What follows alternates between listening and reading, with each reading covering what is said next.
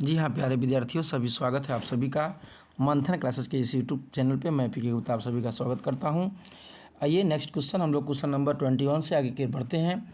निम्नलिखित व्यक्तियों में से कौन लोकतंत्र के रंगभेद के विरुद्ध नहीं थे। क्वेश्चन कह रहा है कि निम्नलिखित व्यक्तियों में से कौन लोकतंत्र में रंगभेद के विरोध नहीं थे। ऑप्शन है किंग मार्टिन लूथर किंग, या महात्मा गांधी, ओलंपिक धावक Tommy Smith and John Carlos, या जेपी जेड गुडी। इसका आंसर हो जाएगा जेड गुडी, डी नंबर हो जाएगा 21 का डी। नेक्स्ट क्वेश्चन कहता है 22 में कि सांप्रदायिक राजनीति किस धारणा पर आधारित है। तो सांप्रदायिक राजनीति जो आपस में लोग राजनीति करता है, मार दंगा के कारण जो धर्म के लिए लोग आपस में लड़ते हैं, वह क्या कारण बनता है। पहला, एक धर्म दूसरे धर्म से श्रेष्ठ होता है।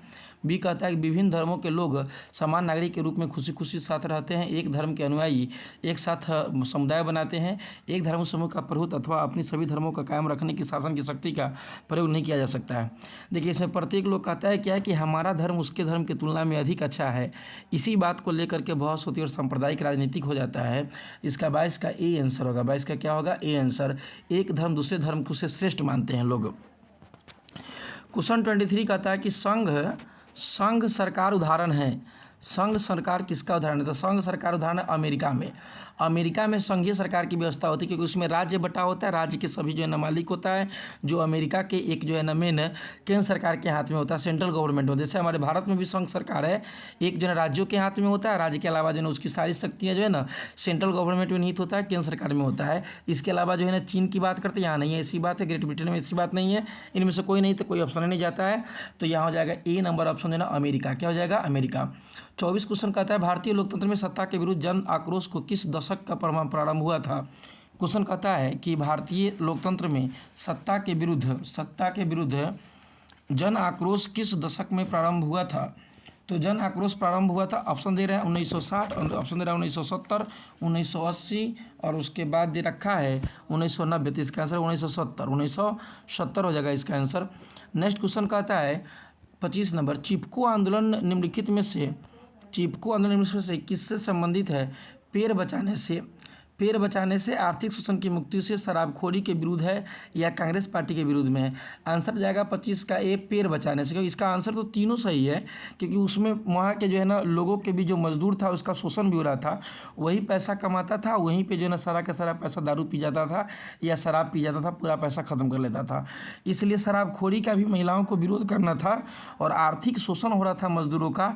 और वहाँ के महिलाओं ने पेड़ को भी, अंगू के पेड़ को काटने से मना किया था। तो पेड़ बचाने के लिए भी आंसर जा सकता, लेकिन बाई द वे इनमें से सभी रहता तो वो भी सही हो जाता, लेकिन यहाँ पे ए नंबर जाएगा पेड़ बचाने से।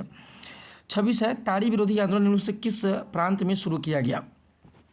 ताड़ी विरोधी आंदोलन से किस प्रांत में शुरू किया गया। ए है बिहार, बी है उत्तर प्रदेश, सी है आंध्र प्रदेश। इसका आंसर हो जाएगा आंध्र प्रदेश। इसका आंसर क्या हो जाएगा बुआ? आंध्र प्रदेश। सी नंबर हो जाएगा आंध्र प्रदेश नॉर्मल। सी हो जाएगा इसका आंध्र प्रदेश 26 का। आप देखते हैं नेक्स्ट है 27 क्वेश्चन 27 नंबर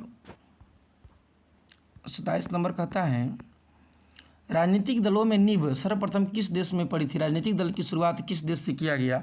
तो राजनीतिक दल की शुरुआत जो है ना नींव किस देश में किया गया। तो इसका ग्रेट ब्रिटेन में शुरुआत हुआ। कहाँ हुआ? इंग्लैंड में इस जो है ना इंग्लैंड में इसकी शुरुआत किया गया था। ठीक है ना। तो 28 नंबर क्वेश्चन है, गठबंधन की सरकार को बनाने की महानतम संभावना किस प्रकार की दलीय व्यवस्था रहती है। गठबंधन की सरकार कहाँ बनती है? जब इतनी सरकार अनेक पार्टियां बनती है और अनेक पार्टियों में अलग अलग वोट बिखर जाता है, तो सरकार बनाने के लिए जब वोट की जितनी आवश्यकता होती है, जितनी सीट की आवश्यकता होती है, तो बहुदलीय व्यवस्था में लोग करता है गठबंधन की सरकार बनाता है। किसकी सरकार बनाता है? गठबंधन की सरकार बनाता है। बात सुना जी, गठबंधन की सरकार बनाता है बहुदलीय व्यवस्था। इसका आंसर क्या हो जाएगा? बहुदलीय व्यवस्था। ठीक है, सी नंबर आंसर हो जाएगा बहुदलीय व्यवस्था। गठबंधन की सरकार बनाने की महानतम संभावना किस प्रकार की दलीय व्यवस्था में रहती है। तो बहुदलीय व्यवस्था में तो बहुत अधिक संभावना रहता है कि बहुत दल के लोग रहते हैं, तो वहाँ गठबंधन की सरकार बनती है। जैसे हमारे बिहार में है, तो बिहार में जो है ना गठबंधन की सरकार बनाई गई है, क्योंकि इसमें जो है भाजपा और जदयू आपस में मिल करके सरकार बनाने के काम किया है। ठीक है ना। अगला है 29 नंबर क्वेश्चन का था, निम्न में से कौन सा राष्ट्रीय दल नहीं है? आखिर कौन ऐसा दल है जिसका राष्ट्रीय दर्जा प्राप्त नहीं किया गया था? भारतीय राष्ट्रीय कांग्रेस, तो कांग्रेस तो लड़ाई लड़ रही है शुरू से। अब बहुजन समाजवाद पार्टी, तो बसपा, बहुजन समाजवाद पार्टी, तो ये भी जो है ना मतलब कि राष्ट्रीय दल है। डी नंबर है भारतीय जनता पार्टी भाजपा, जिसको जो है ना भाजपा बोलते हैं, तो ये जो है ना बड़ी पार्टी है, ये भी जो है ना राष्ट्रीय दल है। लोक जनशक्ति पार्टी लोजपा की बात करते तो ये क्षेत्रीय पार्टी है, ये कोई राष्ट्रीय दल नहीं है। इनमें से किस देश में मिश्रित अर्थव्यवस्था है? तो वैसी अर्थव्यवस्था जिसमें समाजवादी और पूंजीवादी दोनों अर्थव्यवस्था शामिल होता है उसको मिश्रित अर्थव्यवस्था कहते हैं। तो मिश्रित अर्थव्यवस्था भारत में, किसमें होगा? भारत में। ऑप्शन सी, 30 का कितना हो जाएगा? सी नंबर, ठीक है। नेक्स्ट क्वेश्चन ध्यान देंगे हम लोग। क्वेश्चन कहता है, इनमें से कौन पिछड़ा राज्य कहा जाता है? इनमें से कोई किसे पिछड़ा राज्य कहा जाता है? कौन सा राज्य है ना पिछड़ा राज्य है? इनमें से किसे पिछड़ा राज्य कहा जाता है? पंजाब, हरियाणा, बिहार, केरल है, तो इसका आंसर हो जाएगा बिहार। बिहार एक पिछड़ा राज्य है। कौन सा राज्य है यहाँ पे? पिछड़ा। शेयर बाजार की नियामक संस्था कौन सा है? सेबी, सेबी है। कौन सा यहाँ पे? 32 का आंसर हो जाएगा 32 का SEBI. Stock exchange board of India, stock exchange board of India 32 का आंसर हो जाएगा सेबी, ठीक है ना, जो शेयर बाजार की नियामक संस्था है, ठीक है। आगे क्वेश्चन कहता है 33 नंबर, इनमें से कौन संस्थागत वित्त का साधन नहीं है? यह है, सॉरी, इनमें से कौन संस्थागत वित्त का जो है ना साधन है? व्यापारी से जो है ना हम पैसा ले सकते हैं, ऐसा जरूरत नहीं है, हमेशा नहीं ले सकते हैं। रिश्तेदार का हमेशा नहीं ले सकते हैं, महाजन। और संस्थागत, जिसको जो है ना सरकारी संस्था प्राप्त किया गया है, वो है कमर्शियल बैंक, जिसको बोलते हैं व्यावसायिक बैंक। क्या बोलते हैं इसको? व्यावसायिक बैंक, ठीक है ना। तो व्यावसायिक बैंक इसका आंसर 33 का सी। भारत की वित्तीय राजधानी किस शहर के रूप में कहा गया है? भारत की वित्तीय राजधानी किस शहर को कहा जाता है? मुंबई को। 34 का क्या हो जाएगा? ए। इनमें से कौन एक बीमारू राज्य नहीं है? कौन सा राज्य बीमारू राज्य नहीं है? ठीक है, तो कौन सा राज्य बीमारू राज्य नहीं है? बिहार है, कर्नाटक है, मध्य प्रदेश और उड़ीसा है। तो भाई यहाँ पे कर्नाटक को जो है ना बीमारू राज्य नहीं कहा गया है, बीमारू की राजधानी। बीमारू ऐसे कहना भी नहीं है किसी को, तो BIMARU, बीमारू ऐसे बोलता है, बीमारू, ठीक है ना। बिहार, मध्य प्रदेश, असम, राजस्थान और उड़ीसा, समझे ना, इस तरीका होता है। तो यहाँ पे क्या हो जाएगा? कर्नाटक आंसर। वैश्वीकरण के मुख्य कितने अंग होते थे? वैश्वीकरण के 5 अंग। कितने हैं? 5। 36 के सी, 36 से कितना हो जाएगा? सी, ठीक है। आगे ध्यान दीजिएगा, 37 नंबर क्वेश्चन कहता है, भारत में उपभोक्ता संरक्षण अधिनियम की घोषणा कब हुई थी? भारत में उपभोक्ता संरक्षण अधिनियम की गणना घोषणा कब हुई थी? 1986 दे रखा है, 1980 है, 87 है, 88 है। तो इसका आंसर चला जाएगा 1986। क्या चला जाएगा? 1986। स्वर्ण भूषणों की परिशुद्धता को सुनिश्चित करने के लिए मान्यता में प्राप्त किस चिन्ह का होना आवश्यक है? तो हॉलमार्क। किसका होना आवश्यक है? हॉलमार्क। हम किसी सोने की वस्तु खरीदते हैं ना, गोल्ड का सामान खरीदते हैं, तो उसका हॉलमार्क देखते हैं। क्या देखते हैं? हॉलमार्क, ठीक है ना। नेक्स्ट क्वेश्चन है 39 में कि नदियों में बाढ़ आने का प्रमुख कारण क्या है? नदियों में बाढ़ आने का प्रमुख कारण क्या है? नदियों में बाढ़ आने का प्रमुख कारण क्या है? तो जल की अधिकता, वर्षा की अधिकता, नदी के तली में अवसाद का जमाव। तो नदी के तली में अवसाद, नदी का धारा यदि क्लियर नहीं होता है तो वही नदी जो है ना अपने पेटी को भर करके पानी बाहर की तरफ फेंकता है या बाहर की तरफ हो जाता है, जिससे बाढ़ आने की संभावना गहरा हो जाता है। तो इसका आंसर हो जाएगा सी नंबर, नदी की तली में अवसाद का जमाव। या नदी को चीर देंगे, नदी को जो है एक रास्ता दिखा देंगे, तो वो जो है ना बड़ी नदियाँ से जुड़ेगा, बड़ी नदियाँ जो है ना अंततः समुद्र से जुड़ जाती है, जिससे बाढ़ आने का खतरा क्या होता है? कम होता है। या जो है ना ओवर पानी हो गया तो वो पानी बहुत जल्दी खिंचाव भी हो जाता है, जल्दी खत्म भी हो जाता है। लेकिन नदी में अवसाद है, रास्ता में जमाव है, तो बाढ़ आएगा। ये सिंपल सी बात है। भूकंप संभावित क्षेत्रों में भवनों की आकृति कैसी होती है? तो आयताकार। क्या होता है? आयताकार। भूकंप संभावित क्षेत्रों में भवनों की आकृति कैसी होती है? तो आयताकार होती है, ठीक है ना। नेक्स्ट क्वेश्चन है 41 कहता है कि ब्रेस्ट लिटोवस्ट की संधि इनमें से किन दो देशों के बीच हुई थी? तो रूस और जर्मनी के बीच। रूस और किसके बीच हुआ था? जर्मनी के बीच हुआ था, ठीक है ना। आगे कहता है क्वेश्चन कि मार्च 1946 में फ्रांस तथा वियतनाम के बीच होने वाले समझौता को किस नाम से जानते हैं? मार्च 1946 में फ्रांस तथा वियतनाम के बीच होने वाले समझौता को किस नाम से जानते हैं? ऑप्शन देखते हैं यहाँ पे 42 का, ध्यान दीजिए, तितसीन, कैंटन, होचिमिन, इनमें से कोई नहीं। इसका आंसर हो जाएगा इनमें से कोई नहीं। इसका आंसर क्या हो जाएगा? इनमें से कोई नहीं। पूर्ण स्वराज की मांग प्रस्ताव कांग्रेस के वार्षिक अधिवेशन में किस वार्षिक अधिवेशन हुआ था? 1929 के लाहौर में। 1929 कहाँ हुआ था? लाहौर में। वल्लभ भाई पटेल को सरदार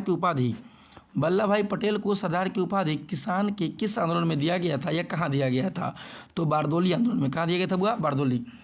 वल्लभ भाई पटेल को सरदार की उपाधि किस किसान आंदोलन के दौरान किया था? तो बारदोली। कहाँ हुआ था? बारदोली। अहमदाबाद में ही हुआ था, लेकिन वहाँ जगह का नाम है बारदोली, ठीक है ना, गुजरात के ही बारदोली में हुआ था, ठीक है। 44 का आंसर हो जाएगा बारदोली। भारत के लिए पहला फैक्ट्री एक्ट कब आया था? भारत के लिए पहला फैक्ट्री एक्ट कब आया था? तो 1838 का रहा, 1858 का रहा, 1911 का रहा, 1881। तो 45 का आंसर हो जाएगा सी। 45 का आंसर कितना हो जाएगा? सी, ठीक है। 45 का जो है ना, 45 का आंसर हो जाएगा ऑप्शन नंबर सी, 1881। 1800 क्या हो जाएगा? 81। नेक्स्ट क्वेश्चन की तरफ बढ़ेंगे। नेक्स्ट क्वेश्चन कहता है कि पूंजीपति वर्ग के द्वारा किस वर्ग का शोषण अधिक हुआ? पूंजीपतियों ने सबसे अधिक शोषण किस वर्ग का किया? मध्यम वर्ग का, कि कृषक वर्ग का, कि सभी वर्ग का, कि श्रमिक वर्ग का? तो भाई श्रमिक कहने का मतलब है मजदूर, तो हमेशा मजदूर के ऊपर हावी रहा है पूंजी वर्ग लोग, पैसे वाले लोग जो है ना हमेशा मजदूर के ऊपर हावी रहे हैं, तो उन्होंने शोषण किया है तो सिर्फ श्रमिक का। कृषक में भी जो है ना, जो कृषक पूंजीपति हो सकते हैं, क्योंकि बड़े बड़े किसान जो होते हैं, छोटे मझोले किसान की बात नहीं करेंगे, जो किसी से ना खेती बाड़ी करता है लीज पर लेकर के या हुंडा बटिया लेकर करता है, तो उसके ऊपर उतना दबाव नहीं बना। लेकिन जो है ना जिनके पास अपना ज़मींदार है, बहुत भारी ज़मीन है, और उसमें जो लोग हैं तो उन पर जो है ना कोई अधिकार नहीं हुआ या कोई शोषण नहीं हुआ। मध्यम वर्ग पर भी कोई शोषण नहीं हुआ, लेकिन जो मजदूर वर्ग के लोग हैं उन पर भारी शोषण किया गया पूंजीपतियों के द्वारा। आधुनिक युग में अर्थव्यवस्था के क्षेत्र में होने वाली सबसे बड़ी क्रांतिकारी कौन सा है? तो अर्थव्यवस्था में होने वाली सबसे बड़ी क्रांतिकारी या परिवर्तन देखा गया वाणिज्यिक क्रांति, औद्योगिक क्रांति। कौन सी क्रांति हुआ? औद्योगिक। सबसे बड़ी क्रांति कौन सा हुआ? औद्योगिक क्रांति हुआ, ठीक है। आगे कहता है कि भूमंडलीकरण की शुरुआत किस दशक में हुआ था? 48 क्वेश्चन कहता है कि भूमंडलीकरण का शुरुआत किस दशक में हुआ था? भूमंडलीकरण कब हुआ? तो भूमंडलीकरण की शुरुआत जो है ना 1990 के दशक में किया गया। भूमंडलीकरण, ग्लोबलाइजेशन किया गया, वैश्वीकरण कह सकते हैं, या सभी लोगों को या सभी देशों को एक दूसरे देश से जोड़ा गया, इसको भूमंडलीकरण कहते हैं। भूमंडलीकरण की शुरुआत जो है ना 1990 के दशक में हुआ था। गुटेनबर्ग ने सर्वप्रथम किस पुस्तक की छपाई की? 49 क्वेश्चन है कि गुटेनबर्ग ने सर्वप्रथम किस पुस्तक की छपाई की? तो बाइबिल का। किसका छपाई किया? बाइबिल का। गुटेनबर्ग ने सर्वप्रथम किस पुस्तक की छपाई किया? तो बाइबिल का। किसका छपाई किया? बाइबिल का, ठीक है ना। ये मतलब कि बाइबिल का छपाई हुआ। अगला क्वेश्चन है 50 नंबर और आज के क्लास का ये लास्ट क्वेश्चन। विश्व में सर्वप्रथम मुद्रण की शुरुआत कहाँ किया गया? विश्व में सर्वप्रथम मुद्रण मतलब कि छपाई या पैसा की छपाई या नॉर्मल छपाई बात करते हैं, तो उसकी शुरुआत कब हुआ था? भारत में, जापान में, चीन में या अमेरिका में? तो इसकी आंसर चला जाएगा वो यहाँ पे ऑप्शन चला जाएगा कि नॉर्मल सी नंबर हो जाएगा, जिसका आंसर हो जाएगा चीन। क्या हो जाएगा? चीन। मतलब चीन में इसका शुरुआत हुआ था। चीन में शुरुआत हुआ था। विश्व में सर्वप्रथम मुद्रण की शुरुआत कहाँ हुई थी? तो ये चीन में हुई थी। कहाँ हुआ था? चीन में, ठीक है। सी चीन हो जाएगा। आज का क्लास यहीं पे करते हैं समाप्त। तत्काल बहुत बहुत धन्यवाद आप सभी लोग को इतना वीडियो देखने के लिए, और मिलते हैं नेक्स्ट क्लास में जहां 51 से लेकर 80 तक क्वेश्चन सोल्व किया जाएगा। अगले क्लास में 30 क्वेश्चन को हम लोग सोल्व करेंगे, और इसके साथ जो है ना फिर 81 से 100 तक या 81 से 110 तक प्रश्न करेंगे, ठीक है। इस तरह हम लोग लगभग 800 प्रश्नों का सोल्यूशन इस यूट्यूब चैनल के माध्यम से हम लोग करने का प्रयास करेंगे, जो आपके आगामी परीक्षा 2025 के एग्जाम में बहुत फायदेमंद साबित होगा। यदि आप 800 इस प्रश्न को देख लेते हैं तो इसमें से मैक्सिमम प्रश्न जो है ना आपके एग्जाम में हूबहू टकराने की संभावना रहेगी। तो बहुत बहुत धन्यवाद। दीजिए हमें इजाज़त। तत्काल थैंक यू।